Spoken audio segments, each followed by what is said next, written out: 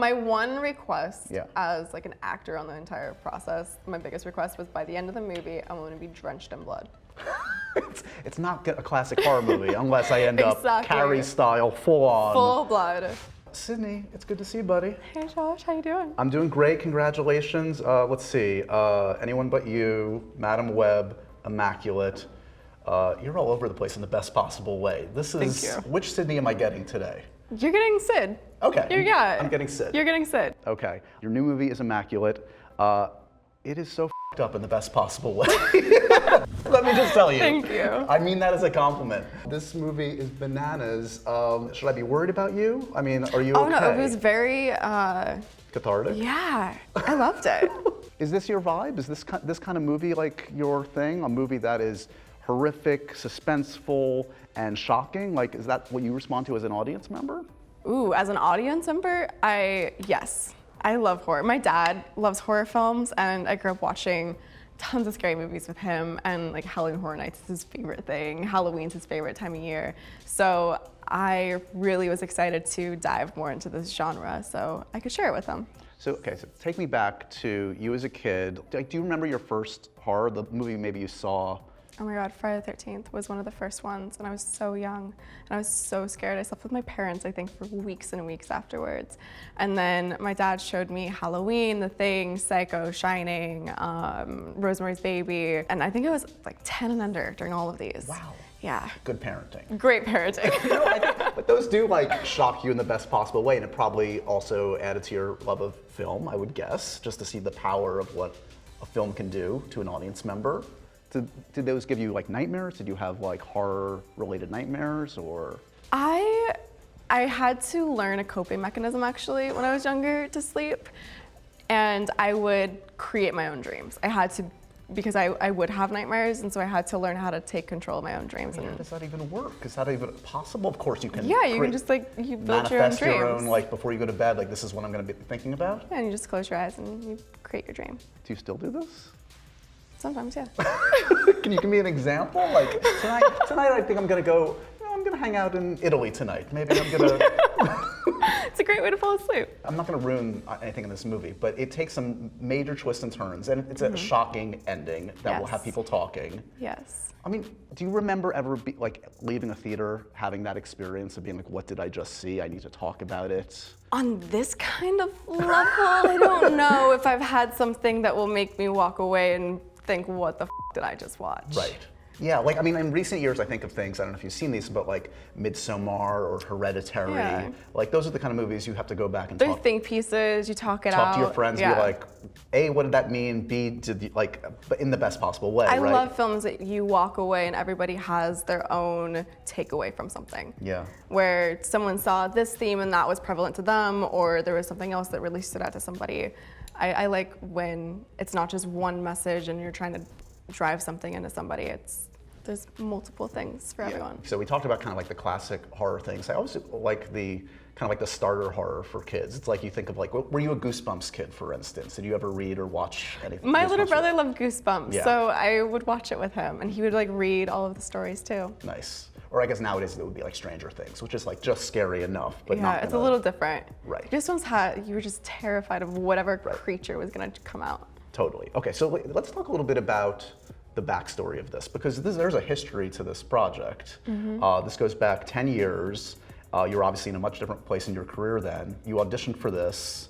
Were you passionate about it back then? Like, did you really want that job? I wanted it so bad. I loved it. I remember my mom drove me to the audition, and I was running the lines in the car, and I was so nervous going into the audition room, but I felt like I killed it, and then I got a call back, and I would get so excited if I got a call back, and then it just disappeared. And I was like, oh, did I not get it? Who got this? And I would keep calling my team. I was like, hey, did anyone book this? Like, what's going on with it? Did they ever make Immaculate? And they're like, oh, no, we haven't heard anything. I was like, oh, okay. And I would just randomly think of it all the time. Like, whenever I was reading a new script, I would just think back to Immaculate. You're like, this is good. It's no Immaculate. But it's Immaculate. And when I was on set of Handmaid's Tale, I remember I just was sitting there and I saw Elizabeth Moss, how she just took such initiative in the whole project. I remember sitting and I saw scenes in the movie for Immaculate, and I emailed my team and I said, can we please track down this script? I want to see if I can make it myself. And it was a couple-year process of trying to get the script. And then when I was on set for White Lotus, the producer, Dave Bernard, we were talking and he's like, we should make a horror film. So, well, funny you say that, I have a script. And I was like, and it's something I really want to make myself and produce it. So what does that mean at this point? Like, this is the first film you've ever produced. This is a big moment. You know, how do you kind of take ownership of it? Like, how did you want to be involved? How did you kind of steer this in the direction you wanted it to be steered in? I am very hands-on. Like, I like to be as involved as I possibly can. And so I was a part of it every step of the way. I mean, from bringing on the financiers, which was Black Bear, and then hiring our director, Michael Mohan, who I worked with previously on Voyeurs and Everything Sucks. From the casting, Benedetta and Alvaro, I was begging and like kept pitching to the entire team. I was like, we have to cast them. Location scouting, I definitely pushed towards the more artistic, where we filmed like Villa Parisi, because there were multiple directions we could have gone, where sometimes we were looking at some locations that were more like dilapidated and rock and dry, and I was like, no, we're in Italy, we need to show how beautiful but haunting all these places are. Right. And I brought on our line producer from Euphoria. I was just every step of the way. Not surprising in any way. Were you advocating for, like, you know, there's that question of like how gory to make it, like how much blood, how intense to make it, to build up to it, do you hold back? Horror films that I love is when you never actually like fully see a monster. Right. I love the suspense, yeah. the imagination, the thrill ride of all of it. The pacing, the scariest moments to me is when nothing's happening sometimes. Totally. And you're just sitting on the edge of your seat, and it's your imagination and the feeling inside that's actually building you up. And so I wanted to make sure that the Immaculate had the ride of all the scares that you love from early 70s horror films. You have the jump scares, but then you also have the suspense, and then you have the thrill right at the end. Just the whole... I will say also, you more than live up to, you know, we always talk about scream queens, right? You scream a lot. There's, like, I can only, like, how physically, it might sound silly to say, but it's real. It is. To be screaming as intensely as you have to in sustained fashion in this film, yes? It's quite intense, but I jump right out of it, and I'll be like, okay, so You get it? what are the Everybody good? lights? Okay, wait, can I see that shot back? No, we need to change the setup. The lighting. Let's bring in more set pieces, like all of that. Is being covered in blood as fun as it looks? It doesn't look that fun to me. It's not. The process is definitely sticky. Right. But I like how it looks on screen. My one request as like an actor on the entire process, my biggest request was by the end of the movie, I want to be drenched in blood. It's not a classic horror movie unless I end up Exactly. Carrie style, full on. Full blood. Well, you did it. Congrats. Thank you.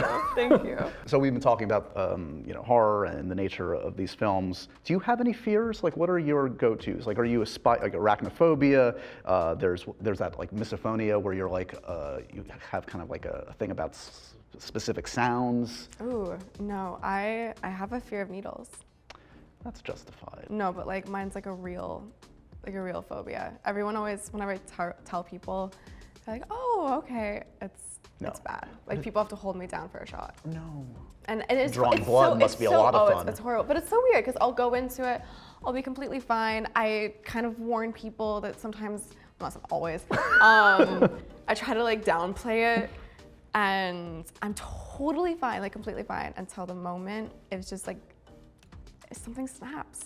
I've been trying everything. Yeah, maybe you have to manifest a dream But about ever a since I soft, was little, sweet needle. It doesn't work. You've Ever tried since it. I You've was gone like a down little there. baby, I guess. No. Yeah, I don't have a solution for you. They're not fun. There's none. I've tried them all. Don't even bother. Don't even bother. I want to say there's so much going on in your life. Congrats on Anyone But You again. Thank you. Oh my God, this movie Thank you. turned into such an amazing accomplishment. SNL It was not only so great to see you on SNL, it was great to see our buddy Glen Powell show up for you. It was so fun. Did that make it a little like less stressful knowing friends and family and Glen was going to show up for that? Yes. I mean, anytime Glen and I get to do things together, I feel like we just have just a different kind of layer of fun, and it's always a blast. Now, when he inevitably hosts SNL, which he has to. I hope so. Obviously. Are you going to show up for him? If I can be a part of it, I would love to be. Were you scared though, like that Terrified. night? I have stage fright. You're just diving right in. I always believe in facing your fears, Yeah. and I also like to find things that challenge me. Because if I'm not being challenged and I'm not trying things that are new, then I'm not having fun. So I face one of my biggest fears. So what's the scariest moment? Is it like the 3, 2, 1, we're live? Like what's the? It's the walking down and then standing there and you go, oh my gosh, this is live, this is happening. Yeah. And I was talking to Maud afterwards, and I was like, my mouth dried up. I felt like my lips were stuck to my teeth and I couldn't speak. And she was like, yeah, that's a thing. On the flip side though, I would imagine as soon as it's over, like. It was just such a crazy Yeah. rush. And then when it's done, you're back in the dressing room and everyone's coming in. You're like, did that just happen? It happened. Yeah. We have the tape to prove it. You also just came back from LA. You were at the Vanity Fair party, which is always a blast. Like everybody is there. It's always a fun party. So who did you see? Who did you run into? Old friends? Make any I new saw friends? Jennifer Coolidge, so we hung out with her, and then some of Euphoria girls, and Alexander Shipp from Anyone But You. Love it. It was good. Anyone new, or anyone that you were afraid to approach or to approach for the first time? No, everyone usually, I feel the Vanity Fair party, everyone's really nice and just there for a really good time. Okay, so we've talked about the range of films you've been doing lately. So we've knocked off horror, obviously a rom-com, a comic book movie, Madam Web. We've got the teen drama, Euphoria. What's next? What are we doing? Musical? Ooh, that'd be interesting. Is it on the list? Like, would that be intriguing? It'd have to be the right one. Okay. Maybe. You've thought about this. I'm a huge fan of Phantom of the Opera. Oh, wow. That's one of my favorite movies. And so maybe. Have I you don't practiced in the mirror at home? Have you sung in any? my shower, Sure. but other than that, the stage fright thing kind of hits. It doesn't work. Who's your Phantom? Who are we gonna cast? I don't know. Glenn? Anybody? What's our go-to? That'd be so funny. That'd be so funny. I don't know. Yeah. Yeah. Phantom of the Opera. Yeah. Would you ever do a musical on stage or is film No. related? You're like, I'll do anything, but I'm not doing that. That's too many layers. Okay, we're gonna build to that. You know, I know from the past, like obviously there's so many iconic lines. Euphoria is quoted to you. I would imagine now is Unwritten coming All up the a lot time. on the street? All the time. I actually, when we were pulling up to the Madam Web premiere, and there's like a line of a bunch of fans, and they all started singing Unwritten, and my heart exploded. It was the most beautiful, amazing experience. It's really incredible. This song is now going to be with you, you realize, the rest of your life without exaggeration. Yeah, it's a good song It's a good- to have with me. Right, yeah. It's your walk-on music, it's your wedding song, it's everything. I'm sorry, Sydney, it's happening. It's okay. I thought that I wouldn't be able to shake off any Euphoria songs, and now I feel like Unwritten, so who knows what might come next. And then it's going to be music of the night when you do the Phantom of the Opera. I'll take that. Okay. Are you still writing? I know during lockdown you wrote a script. I did. Where's that at? I did. You know, it has been put on the back burner right now. Okay. But I actually keep thinking about writing a little bit this year, so who knows? Okay. Have you been watching anything? Anything you've binged lately? I am actually not the most avid TV or movie watcher. Okay. But I know you like a good HGTV. I do. Well, but I always feel like people are like, that's not what we're going to talk about. Something for everybody. Hey, that's okay. But yes, you're not I like love- the traditional reality. You don't do like the Vanderpump or the Love is I've Blind, all that stuff. I watched Love is Blind, Okay. but I haven't seen it recently. I watched like a little bit of it, but I'm more HGTV. Any home renovation show, I'm watching. What's the current project at home? Is there a... There's a few. I just redesigned my kitchen, and then I'm redesigning a house right now. A house, not your own house. Your own house? It's my own house. I was gonna say, are you available for hire? To I mean, design honestly, other people's? I might do it one day because I really enjoy it. What movies? Have you seen anything? Have you Duned? Did I you? haven't yet. I want to see it though. Okay. I haven't yet. Anything lately? No, not really. Did you have a favorite of last year? Of last year? Yeah, like the Oscar contenders that just came and went. I mean, every film was so good. It was, I mean, Poor Things, Oppenheimer, Barbie, like it was all really, really good. It's a good year. Yeah. It was a good year. Listening to anything lately? That's. I am. You're like, so, I am in my hole watching HGTV, Josh. I'll listen to whatever like my team puts on, Right. and I'll listen to that music. I'm weird. You're I like too much about self-improvement. We have to I stop work this, in Sydney. silence. I drive in silence. I'm crazy. I'm so crazy. It's okay. I'm the person that like runs and has no music. I listen to podcasts on my runs. Oh, that's interesting. Yeah, that's one word for it. That's interesting. Yeah. How many languages are you currently learning? Well, I was trying to teach myself German for my latest film, but it ended up being way harder than I thought it was going to be. My papa speaks German, and I grew up and he would speak to me in German a lot. But I was like, I got this. He can do it, and it was really hard. Is there any that you are semi-fluent in at this point that you've? I understand a lot of Spanish and Russian, but I need to go back to school. I want to go back to school. So you're gonna take a little time off after all this madness. I go into Euphoria. Oh my! Yeah. We're actually getting in front of a camera to do Euphoria. Finally, it's happening. Maybe. Have you seen scripts? Maybe, I don't know. Oh, see, I wasn't even gonna go there. You brought it up. Well, that's a relief. Yeah, I always It's a feel like long I go time home. coming. It's like home when I go back to it. I like it. It's been a minute. Yes, it has. Are you anticipating like just getting back on set? And I'm excited. Yeah. It's like family. We're very excited to hear that. Breaking news, excellent. Congratulations on the film. Like I said before, we're at South by Southwest. It's about to make an audience's head explode. See it in theaters. This is a crazy one in the best way. Thanks for stopping by, Sydney. Thank you.